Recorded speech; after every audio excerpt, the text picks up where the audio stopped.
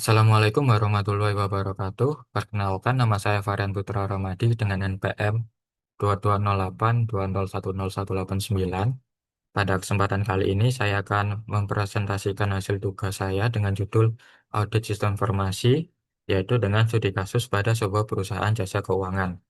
Sebelumnya, saya mohon izin menyampaikan bahwa pada kesempatan ini, saya tidak dapat menyalakan kamera karena perangkat kamera saya sedang mengalami error. Baik, langsung saja ke pembahasannya. Untuk perusahaan jasa keuangan dalam studi kasus ini menggunakan sistem informasi berbasis web untuk mendukung berbagai layanan, mulai dari pembukaan rekening, transaksi online, hingga laporan keuangan bulanan. Namun, dari hasil audit yang ditemukan, terdapat beberapa kelemahan penting antara lain yaitu yang pertama, tidak ada prosedur backup data harian yang terdokumentasi. Yang kedua, beberapa akun administrator masih menggunakan password default. Yang ketiga, laporan transaksi dapat diakses oleh staf non-keuangan. Lalu yang terakhir, perusahaan belum melakukan risk assessment secara formal. Temuan ini menunjukkan bahwa sistem yang ada masih memiliki celah yang dapat menimbulkan risiko signifikan bagi perusahaan.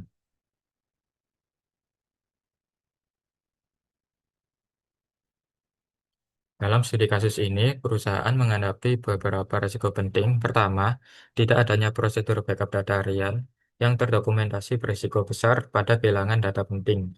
Lalu yang kedua, penggunaan password default pada akun administrator meningkatkan peluang terjadinya akses ilegal dan serangan hacker. Ketiga, laporan transaksi yang bisa diakses oleh staf non-keuangan, yang mana menimbulkan potensi kebocoran data dan pelanggaran privasi. Lalu yang terakhir, perusahaan belum pernah melakukan risk assessment formal, sehingga pengendalian internal menjadi lemah dan prioritas mitigasi sulit ditentukan. Jika kita klasifikasikan, risiko kehilangan data akibat tidak adanya backup dan risiko penggunaan password default termasuk kategori high risk, karena dampaknya sangat besar terhadap kelangsungan operasional dan keamanan data. Sedangkan risiko akses laporan oleh staf non-keuangan dikategorikan medium to high risk, karena kebocoran bisa terjadi tetapi dampaknya masih bisa dikontrol. Lalu yang terakhir, tidak adanya risk assessment formal, yang mana termasuk medium risk, sebab dampaknya lebih terlihat pada kelemahan tata kelola jangka panjang. Sebagai auditor, ada beberapa langkah yang dapat direkomendasikan. Yang pertama, perusahaan perlu membuat prosedur backup data harian secara otomatis dan terdokumentasi dengan baik. Kedua, segera mengganti password default dengan password yang lebih kuat, serta menambahkan kebijakan multi-factor authentication. Ketiga, akses laporan harus dibatasi hanya kepada staf yang berwenang dengan prinsip less privilege. Keempat, perusahaan harus melaksanakan risk assessment formal secara berkala agar lebih siap menghadapi ancaman di masa depan. Dalam melakukan audit, ada beberapa metode yang digunakan. Pertama, risk assessment untuk mengidentifikasi dan menganalisis risiko dalam sistem informasi. Kedua, review dan konfigurasi untuk menilai SOP, log backup, kebijakan password, dan konfigurasi keamanan. Ketiga, interview dan observasi dengan staf untuk memahami prosedur yang berjalan serta mengamati praktek nyata di lapangan. Keempat, testing atau re-performance, yang mana untuk menguji apakah kontrol keamanan seperti backup atau pembatasan akses berjalan efektif.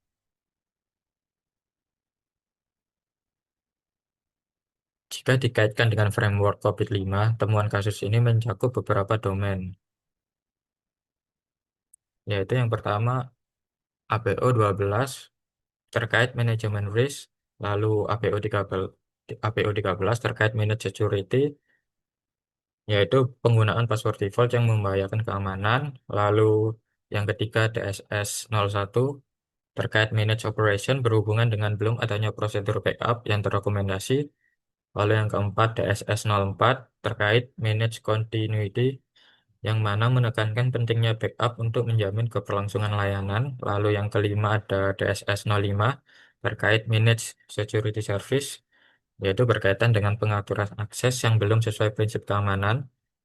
Lalu yang terakhir yaitu MEA 02 terkait monitor, evaluate, and access internal control, yang berhubungan dengan lemahnya dokumentasi dan kurangnya monitoring pada kontrol internal.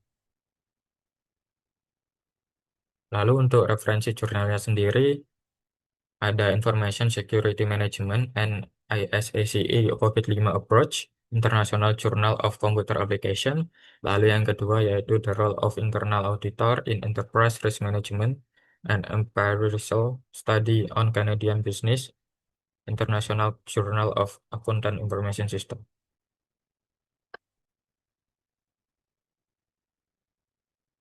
Sebagai kesimpulan, audit pada perusahaan jasa keuangan ini menemukan bahwa sistem informasi yang digunakan masih memiliki kelemahan signifikan, terutama pada aspek keamanan data, pengendalian akses, dan manajemen risiko. Namun dengan menerapkan, namun dengan menerapkan rekomendasi yang telah diajukan, perusahaan dapat meningkatkan keamanan, keandalan, serta keberlangsungan sistem informasinya sehingga kepercayaan nasabah dapat terjaga. Demikian presentasi dari saya. Terima kasih atas perhatiannya. Mohon maaf apabila ada salah kata. Wassalamualaikum warahmatullahi wabarakatuh.